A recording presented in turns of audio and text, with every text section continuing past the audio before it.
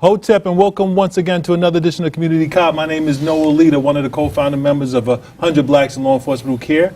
I'm here today with only one of my co-hosts, Michael Graves, a.k.a. Big Mike. Namaste. And the clip that we all seen was a portion of a funeral from our predecessor, who was Ozzie Thompson. Those of you know he's the creator of Community Cop. He's done it for a number of years. He was a police officer in Harlem, very progressive, very well-known.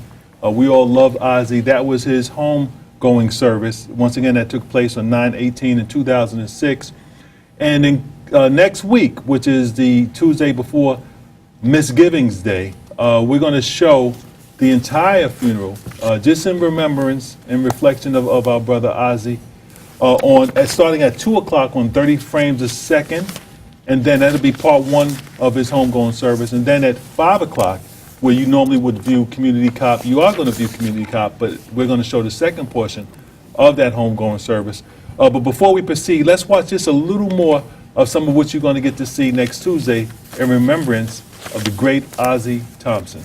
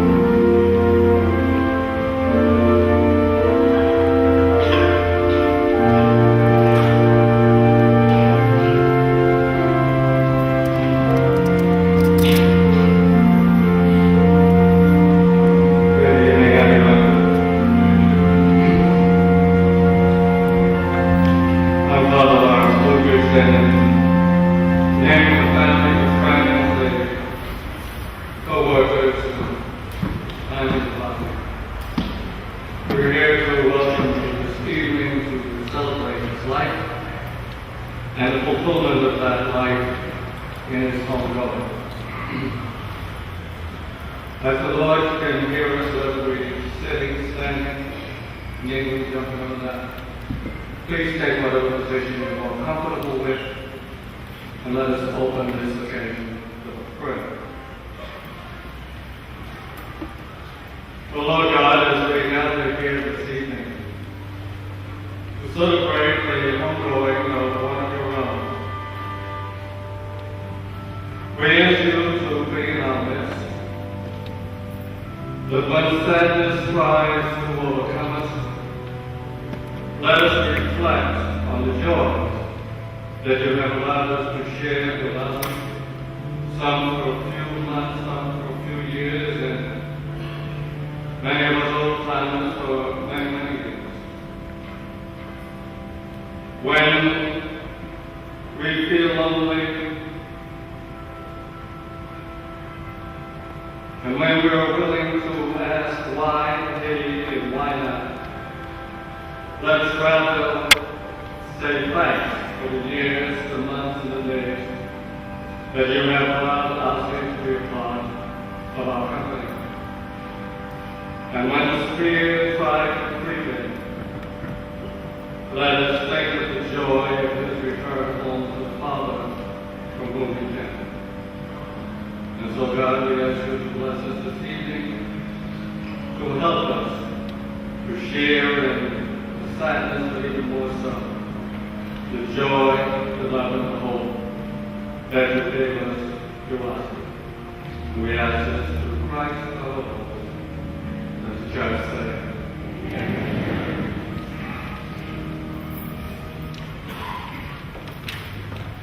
Just join the solo.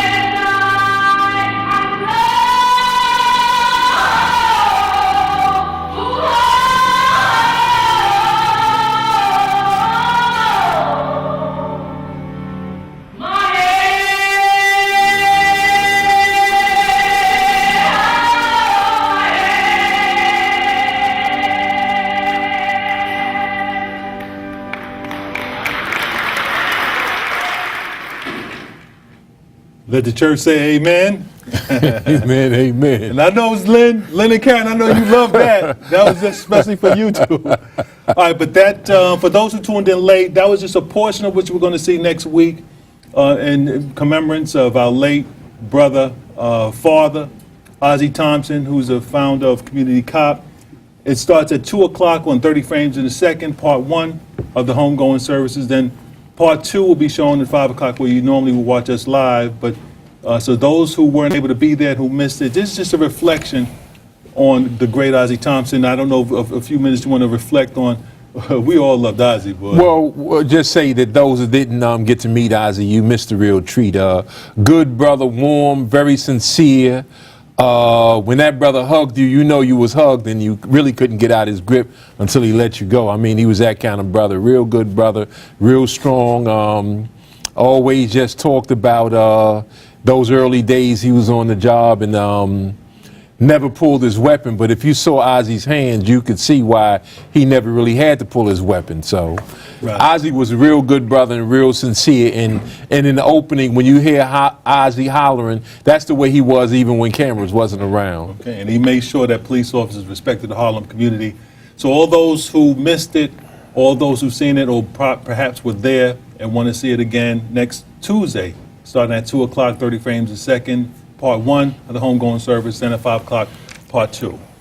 All right, but today's topics, right away, it was announced by the Governor Nixon, Jay Nixon of Ferguson, Missouri, that in anticipation of any problems as a result of the grand jury failing to indict the officer in the killing of our brother, Michael Brown, that he's going to call out the National Guards. Now, I always thought martial law and the National Guards were only a last resort when you had mayhem, which we haven't experienced as of yet. Last week we talked about the purchasing of weapons. What are some of your reflections on the governor's decision? Some in his state are applauding him for these preemptive strike, as some may think it.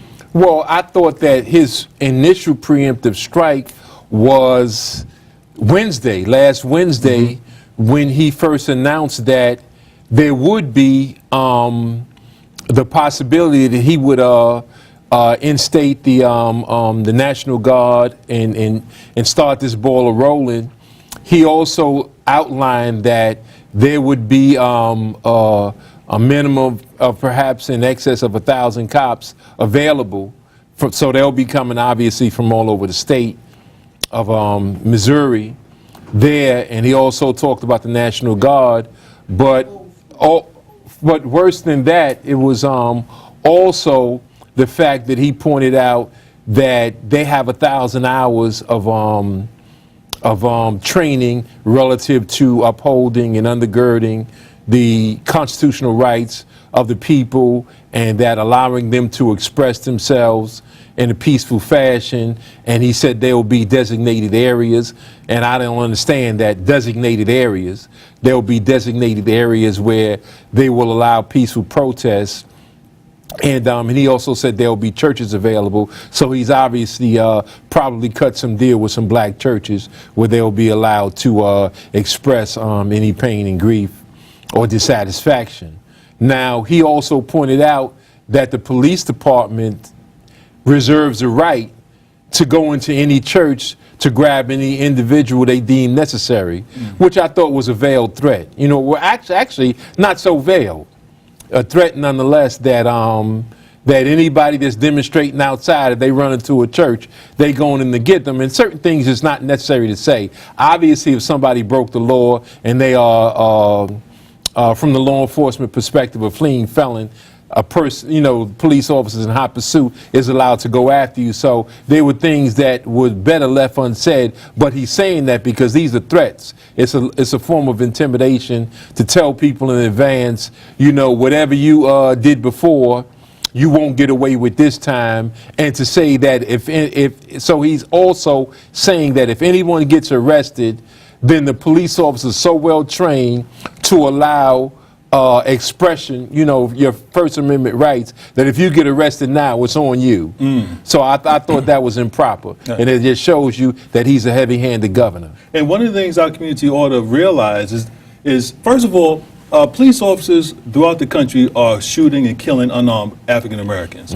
But the only reason why this particular case in Missouri has reached national and even international, gotten international exposure is because of the reaction of the community. Right. So I see his threat, and as you said, that's a direct threat that he's making to members of our community, as being an attempt by the powers that be to say we have to nip this in the bud. That this particular response by the community, because they know it happens all over the country, because they endorse it and they permit it, because there's never an indictment, there's never a conviction. But they are saying that we have to let the world know, and the African American community in particular in this country know that this will not be tolerated. That's why you've seen the heavy-handed military response with tanks and machine guns, because it's a message, not only to the people in Missouri, but to the communities throughout the nation, that if you respond to a police murder, to a police lynching, this is going to be the reaction. For now, the government is saying that he may impose martial law, and he has 1,000 state troopers, marshal, coming to his state to respond to if there's going to be another community response. So, what do you think about the message this is sending, his actions are sending throughout the nation? Well, he's sending a chilling message. He's saying that I will let you protest on my standards, not yours. And the right to demonstrate is an American as apple pie. And for him to lay out the parameters on which you can demonstrate, it shows you that it's something afoot now. And to say that the National Guard will be on hand and there will be martial law is to say that if you're not going to work or from work, we better not catch you on the street. I mean, there's codes, to this. And so, so basically it's creating a chilling effect in terms of demonstration. And I agree with you, Noel, your point that the only reason why Ferguson is even a part of the lexicon now is because of their capacity to demonstrate, and to not forget one so young that was killed in the street senselessly. Now, they sent in, as they always do, national leaders. They brought in national leaders from all over the country, and that didn't quell the fervor that reached the crescendo, obviously, during what you laid out, Noel, the tanks and assault rifles and all that being implemented to scare and to force people back into their houses, but it didn't work. These national leaders are sent in, as Malcolm pointed out in one of his greatest speeches, and one of the greatest speeches of all time, Message to the Grassroots, when he said these national leaders are there to control you.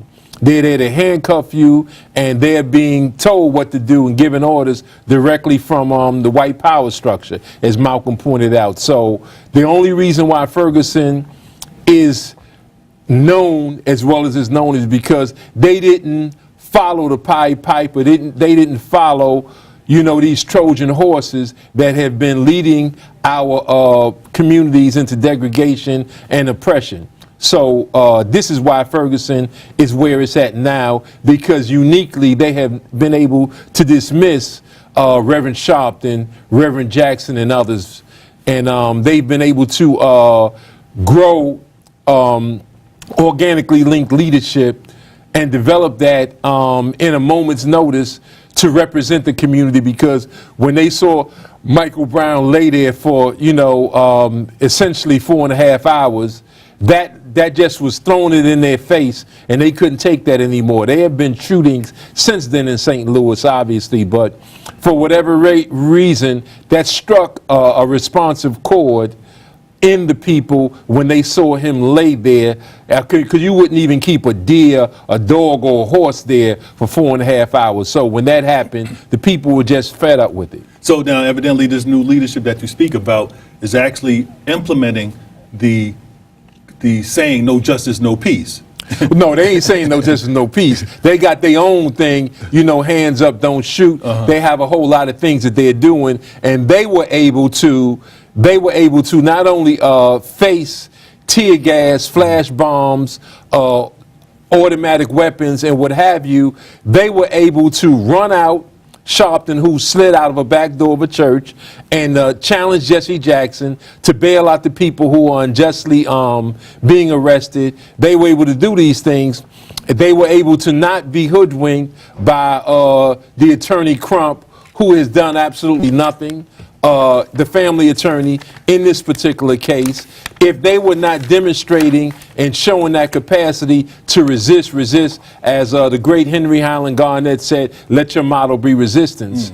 During the enslavement of Africans, had they not followed that motto, they would be a forgotten memory now. But they have challenged tooth and nail the white power structure, white supremacists, in the heart of the Confederacy. They have challenged that, and this is why when they went 4 straight days during the Columbus holidays, and they went 4 straight days of demonstrating around the clock, that's why they ordered Reverend Sharpton. The Reverend Sharpton, in turn, tried to do a 4-day demonstration, but it didn't work. It was nothing. They were doing things in the church, but the people in Ferguson, they took it to the streets for 4 straight days to show their resistance. Okay, well, time will tell if the grand jury in Missouri indicts the officer, and if not, what the response from the community will be. So we'll keep our community, and I'm sure many of you will keep update on that particular story. Issue number 2, different subject, the Ebola virus. Another doctor, African American in United States, passed.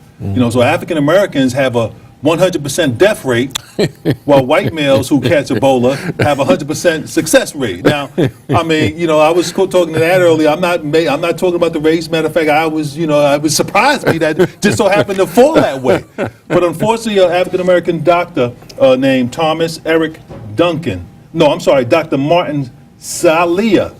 Dr. Martin Salia, who's an American citizen, succumbed to the virus. He, like brother Thomas Eric Duncan, African American, who also of African, indigenous African descent. He also passed away. Both of them, what they had in common, both of them were turned away and misdiagnosed the first time they complained of being sick and going to the hospital. Now, I know this is just a coincidence. Right. That 100% of African Americans who come to this country with Ebola die, that 100% white men who are affected with Ebola succeed. I know it's just a coincidence, but what are some of your thoughts? Because, real quick, the family of Thomas Eric Duncan sued the Dallas hospital, and it was announced last week that they received a settlement, undisclosed amount of money, because the hospital, due to their misdiagnosis and sending them home, that was the big barrier of time that, could have caused his demise. I believe he still could have been saved if they hadn't tried, the trial drugs that they used. But what are on these statistics? Coincidence, of course. Yeah, it's a coincidence. It's a coincidence that during a storm, a sister comes to a white person's door and asks for help, and the white people allow them to be swept away in the storm, and yet that had nothing to do with color. Here you have a brother that goes to a hospital and give them all the symptoms, tell them where he's from, and they still ignored him and told him to take some Tylenol and come back in a few days if the Tylenols don't work. So you have that, and now you have this doctor again, and if you read Medical Apartheid, you'll see that Noel is just being facetious, saying these are coincidences, because we know that obviously that race plays a role in literally everything that we do, every facet of life that one can imagine. So we're in a predicament now where if you were to get a serious disease, you better be mindful of where you go to get to get treatment, because they have allowed, as the batting, the batting average is very, very low for blacks, obviously, is very high for whites, and that's more than just a coincidence. Right. All right, next is issue number 3, as we rush through before we open up our phone lines. We have a number of subjects we want to talk about. Latinos Officers Association, in conjunction with community organizers, business owners, and Latino citizens, had a rally in front of City Hall to complain about the lack of diversity in this administration as it relates to Latinos. Only 11% of his total appointments are Latinos, even though they represent about 29 to 30% of the city. Mayor de Blasio, your good friend, he spoke about a tale of two cities when he ran, but he never identified what tale of two cities he was talking about. It's clear through his selections, his appointments, that he's not talking about so-called minorities, black and Latinos, and Europeans. Real quick, the comptroller, Scott Springer, he even came out and blasted Mayor de Blasio, saying that de Blasio's administration has hired less minority contractors in comparison to Bloomberg. Now, Bloomberg utilized a whopping 5% of so-called minority business. I mean, he gave... But that included white women. That included white women. Yeah. All right. So his numbers was 5% of city contracts went to so-called minorities. Under Mayor de Blasio, according to the comptroller, Scott Springer, only 3.9%. Under this Bloomberg so-called liberal, so-called progressive, so-called white man, only 3.9% are going to so-called minorities. I mean... Well, look, if he can get away with backing Bloomberg literally 7.5, I mean, let me say it right, 11.5 years, he's never had a problem with Bloomberg. In the last 6 months before the election, he decided to get off the stop and frisk bandwagon that Christine Quinlan rode when he saw Lou doing well, talking against stop and frisk. He knew he had the white vote already. Or he would be competing with that white vote with Christine Quinn. So he realized it's time to get off that wagon, because he understood the numbers real well, that black people can put you in office. So he went against stop and frisk only the last moment and ended up getting the black vote, the majority of the black vote. So now that he has the black vote, he don't feel the need to do anything other than showcase his black wife, African-American children, what have you. So he doesn't feel the need to have to do anything. He gave Reverend Sharpton a few little things to get that, garner that kind of support from him. Well, he was really with him all along, but you know, gave him a few trinkets with his wife, his appointee to his wife, to the chief of staff, to his wife, and all those sort of things. And the lines of communication is always open. Sharpton's obviously his upper staff. They can call not only de Blasio's office, but they can call a higher level of the police department, what have you, which you saw when they was able to give a number to Eric Garner's mother, and Eric Garner's mother in turn called the commanding officer out there in Staten Island over a light, you know, a light on the car, something like that. So I'm just saying they have access to the upper levels of the police department. So trinkets like that you get from being in bed with de Blasio. Right. And you know, when I talk about his comments, the tale of two cities, see, read the tape, and we talked about on this program, he never talked about black and white or black, brown, and white. You know, when he made the speech, during his speech said at his inauguration that the inequality crisis was not the stuff of banner headlines in our daily newspapers. It's a quiet crisis. But he never identifies what inequality he's talking about. Like, is it rich white folks and poor white folks? You know, or is it black and white? See, he never identifies. So therefore, I know what he meant. And now that the proof is coming out, to have a city over 65% black, Latino, and Asian to receive only 3.9% of the city contracts are given to so-called minority firms, it's very telling that he's nothing but a white supremacist. If you look at his appointments to commissionerships, no black and Latinos, that shows that this is this kind of individual that we're dealing with. You know. So, you know, kudos to the Latinos Officers Association, all those individuals who attempt to press the mayor for his lack of inclusion and diversity in his administration and in the way the city spends the money. And to Reverend Dillon, who came out with the book with all those stats. Exactly. Another issue, Darren Wilson, what's going on with this? He received immunity from the district attorney, flashback. Darren Wilson is the police officer who shot Michael Brown. Right. Yeah, he was given immunity to testify. Now, as you well know, Noel, that the prosecutor does not need or does not invite in the person who's supposed to be the subject of the grand jury. Right. But he brought him in and he testified for 4 hours. So in doing that, you have to believe that his union, to allow him to testify 4 hours, he was given some level of immunity. Right. Now, whether that immunity is transactional immunity or use immunity, he gave, and obviously whatever statements he made can't be used to hurt him consequently, or he would not have testified. His lawyers, his union would not have allowed him to testify in the grand jury. So, and by the way, the grand jury's sole purpose is to see if there's probable cause to continue and come back with the true bill to have a trial. Right. And in this particular case, he has afforded Darren Wilson, the police officer, so much by letting him testify. You have to assume that he's trying to find a way to get Darren Wilson off and not prosecute him. Because that doesn't happen. When you look at the millions and the hundreds of thousands of African Americans who are incarcerated today, they didn't have that particular privilege. Wasn't given that privilege by the district attorney. Right. The district attorney would never say to a defendant, "Oh, listen, I want to testify before the grand jury because I believe I'm innocent. I want to make a presentation." The DA would never say, "Well, listen, if you testify, anything you say will not be held against you," and make it very comfortable for him to put himself in that position. Because, as you stated, most defendants don't testify in the grand jury. It's basically a district attorney's ballpark to get a trial, and it happens 99% of the time, 99.9% of the times, when the defendant is African American or even poor whites a lot of times. Right. Real quick, I want to talk first about President Obama. He's expected to take executive action as it relates to immigration. Republicans are screaming it. They're going to close the government down if he takes the initiative and allow these immigrants to receive work status, get Social Security numbers, to allow those who have children who are born in this country and are American citizens to stay here if they have those kind of kids. Do you think the Republicans would dare, 2 years before a major election is coming up, would dare shut down the government?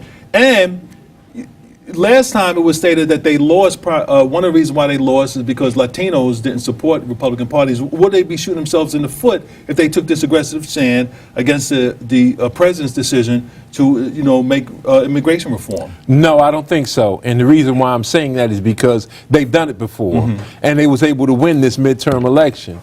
Had it been a responsible white president, they would never do something like this. But because it's President Obama, they are sending out signals to their own people. And obviously, the signal is, you are not our president. You are not the commander-in-chief. You're nothing to us. And you need to stay in your rightful place. Wait a minute, brother. This, as you said last week, and you broke it down and pointed out, this is a president. How are they going to say that's not their president? This is a president who has given $1 billion to white bank owners. Now, I don't know one black bank that was saved by him. Right. This is a president who has went to every country that they pointed their finger at. This is a president who has killed Osama bin Laden.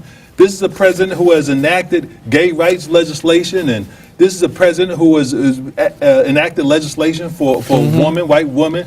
This president has done everything for them, basically.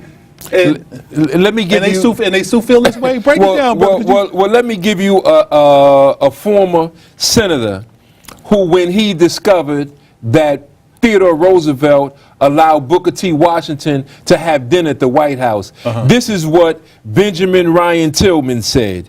We of the South have never recognized the rights of the Negro to govern white men, and we never will. We have never believed in him to be the equal to the white man, and we will never submit to his gratifying lust of our wives and daughters without lynching him.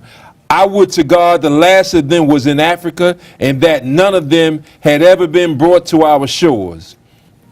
And after that dinner, he went on to say, the action of the president in entertaining that nigger, Booker T. Washington, will necessitate our killing 1,000 niggers in the South before they learn their place again. Now who is this? This is some drunken. This is a U.S. senator from South Carolina, making it crystal clear that he said they never will respect any black man in authority.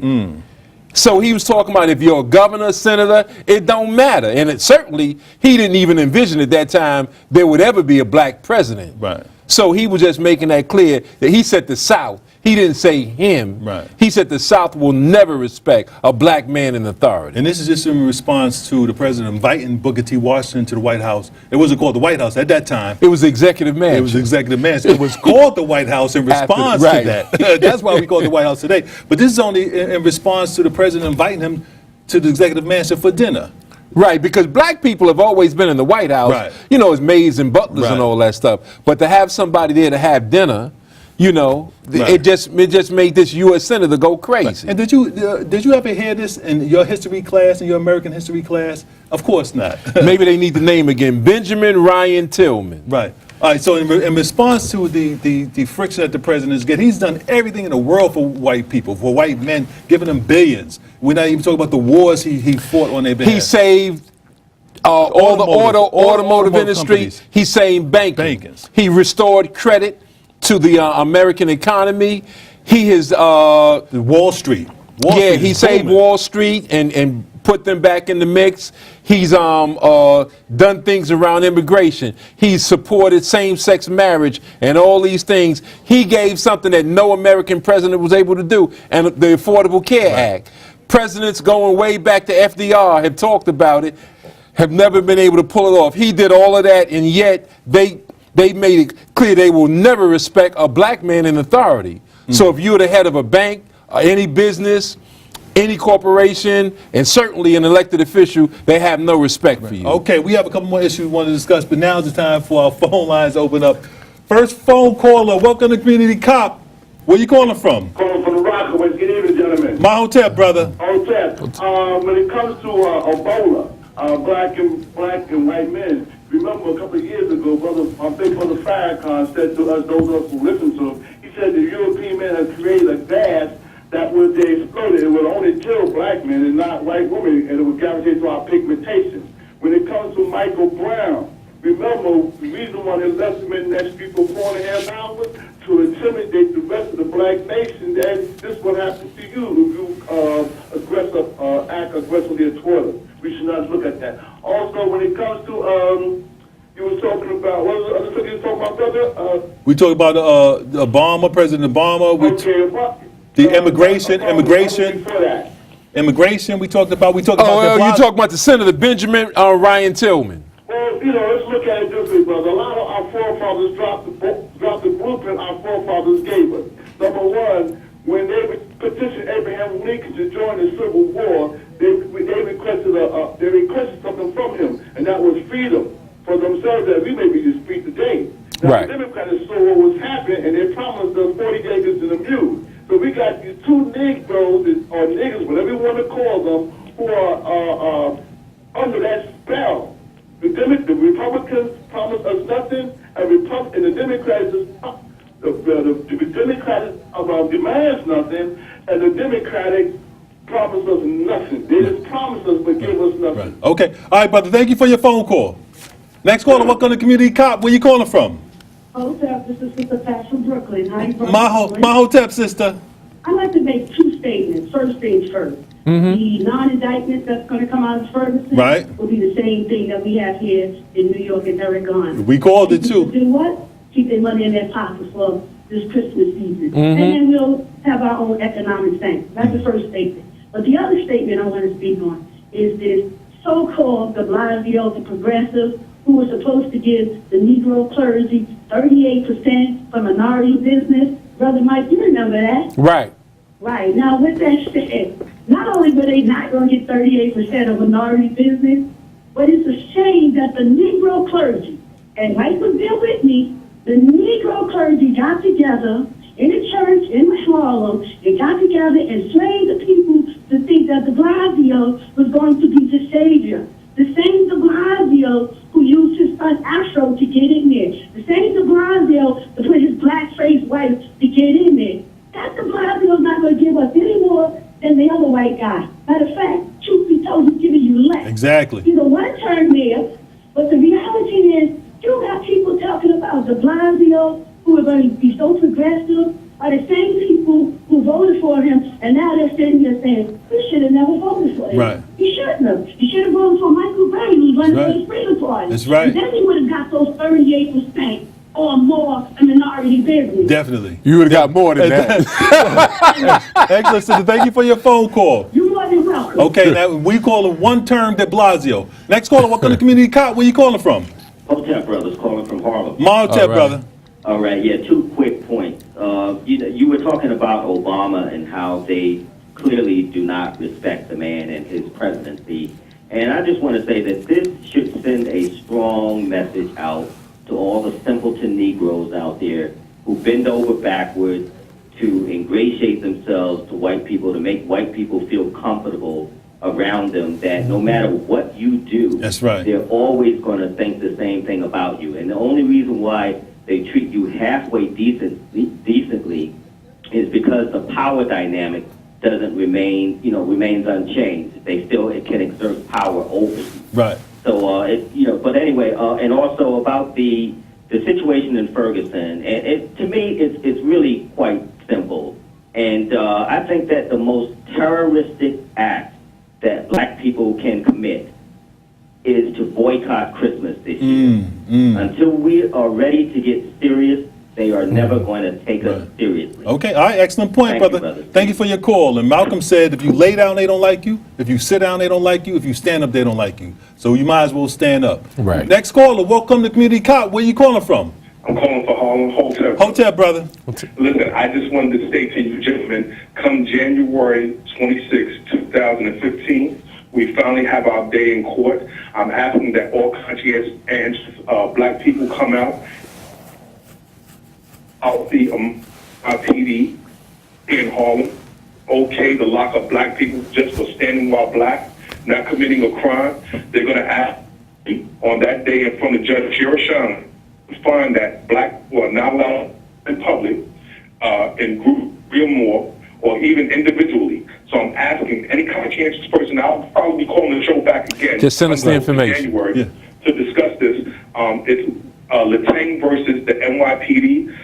Sergeant Philip Tarpos has the most distorted view of black people you can ever hear. Right. I mean, he believes that because we're talking amongst one another, we're going to wind up fighting, then we're going to wind up shooting one another. Okay, so brother. I say thank you, and hopefully you guys show up yourself. All right, brother, give us a call at 718-455-9059. That's 718-455-9059. All right? That'll work, brother. Okay, Hotep. Next caller, welcome to Community Cop. Where you calling from? Shalom Alaikum, Kareem from Harlem, brother. Hotep, brother.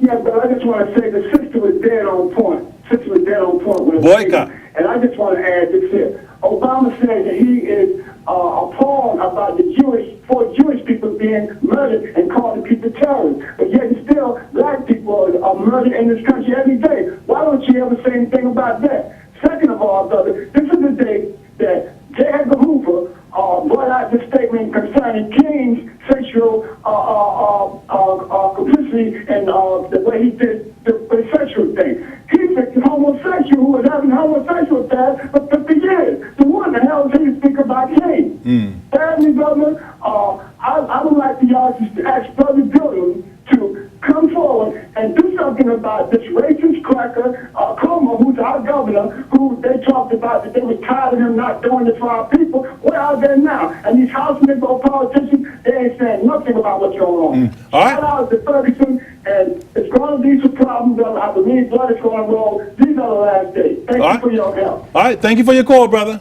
Next caller, welcome to Community Cop. Where you calling from? Yeah, Hotep. I'm calling from Queens, New York. Queens, Hotep, brother. Yeah, community cop today, tomorrow, and forever. Yes, sir. My comment is, I've been out of town. What's happening Governor with Wallace. Ramsey Order and his wife? She was up in Staten Island. Give me an update if y'all know about what's Okay, happening I in was Staten in. Island. Okay, thank you, brother. I was in court a couple of weeks ago, and they delayed the trial. The trial is going to be again in January. There's going to be a date, a sort of a hearing around evidence in December, and then they will continue in January. And for the record, no one from the National Action Network showed up in court for the second time. Wow. This is 2 times, and their whole Eric Garner case is predicated on what Ramsey Order did in videotaping that murder. And they have not supported the person, the videographer, who Reverend Sharpton put on Broadway at the funeral by showing his face to the NYPD. And they have in turn victimized him, arrested him, as well as his wife. So I would say that just keep in mind that the National Action Network is not supporting Ramsey Order, but the United African Movement is. All right, next caller, welcome to Community Cop. Where you calling from? Oh, God, how you doing, Mike? How you doing, Noel? This is Brother Ray. Listen, I want to let the Hotep. community cop family know to please come by the UAM tomorrow for our weekly lecture at 1061 Atlantic Avenue at 7 o'clock. Also, Who's speaking? Do you think that the Latino organization would have made a better impact if they would have hooked up with the organization 100 Blacks in Law Enforcement or other black organizations when they went into City Hall instead of separating themselves? I'll respond to that, but do you think that it is a housing holocaust going on? Oh, yes. Not only in New York, but in every urban city due to the gentrification that's going on. okay, real quick, brother. But I'm interested to know who's speaking tomorrow at the UAM. I'll respond to that. What do you think? Well, I know, brother Michael Graves. All right, thank you, brother. Brother Michael Graves is speaking tomorrow. All right, can you turn it down in the office, brother Michael? All right, Real quick, brother, I'm interested to know who's speaking tomorrow. all right, cut it down. Cut it off. Michael Graves will be speaking, brother. What do you? Cut that phone call off. What do you be speaking about tomorrow, brother? I'm going to be continuing at the insistence of the United African Movement. I'm going to do the third and final leg of the Legacy of Struggle. This is the third part. Part 1 and Part 2 has been completed. I have one more part, the Legacy of Struggle. I'll be doing that at 7 o'clock tomorrow, 1061 Atlantic Avenue. All roads lead to 1061 Atlantic Avenue, and we can lay this down, and you need to get all 3 parts, and you'll understand our sojourn here in America for these past 400 years. And as it relates to the Latinos Officers Association, let me give my analysis on this Black and Latino relationship. Tony Miranda and 100 Blacks in Law Enforcement and the Latinos Officers Association over the years worked very closely. We like brothers and sisters, very tight with them. But one observation you have to be honest and make, when the police commissioner forced out Chief Pinero, there wasn't that much of a reaction. That's the highest Latino ranking member of the New York City Police Department. He was forced out first, even before Banks was forced out. And it wasn't too much of a clamor due to his being forced out. I mean, we protested, we criticized, but there wasn't, you didn't see the city councils come out, you didn't see state senators come out like they did when Banks was forced out in front of City Hall. Tony Miranda, the Latinos Officers Association, stood strong with us when Banks was forced out. So, I can understand the need for some Latino members of the Latino community feel it necessary for them to come out and speak about Latinos. They were there when Banks was forced out in front of City Hall. But I didn't see the same response. I didn't see the same media coverage when Chief Pinero was forced out by the same man. But the truth of the matter is Black and Latinos have to come together. We're over 60% of this city. And the biggest plan, the biggest accomplishment by the white supremacists in this city is the division of the Black and Latinos to put leaders in place to make sure Black and Latinos leaders never come together. But next caller, welcome to Community Cop. Where you coming from? Because if we did come together, we would run this city. Where you calling from, brother? Calling from Harlem. Hotep. Hotep, brother. How you guys doing? All right, good. In Ferguson, we've known that that the chief of police has lied from the beginning, and now the videotape and the 911 call confirms that. First of all, he said that Darren Wilson had a bruised face and a blood in his eye, and you see when he walks into the police station, he doesn't have a mark on him. Mm-hmm. Second, the police chief also stated that Darren Wilson had no idea that Michael Brown and his friend were suspects in a crime.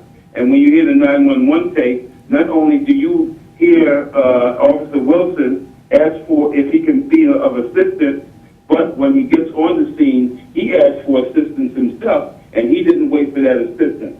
Last but not least, it's with Bratton and de Blasio, I am convinced that Sheriff Taylor is the mayor of New York, and Barney Fife is running the police department. Thank you very much, gentlemen. Thank you, brother. Just keep in mind that he claimed it's worse than having a bloody eye. He claimed he had a fractured eye socket.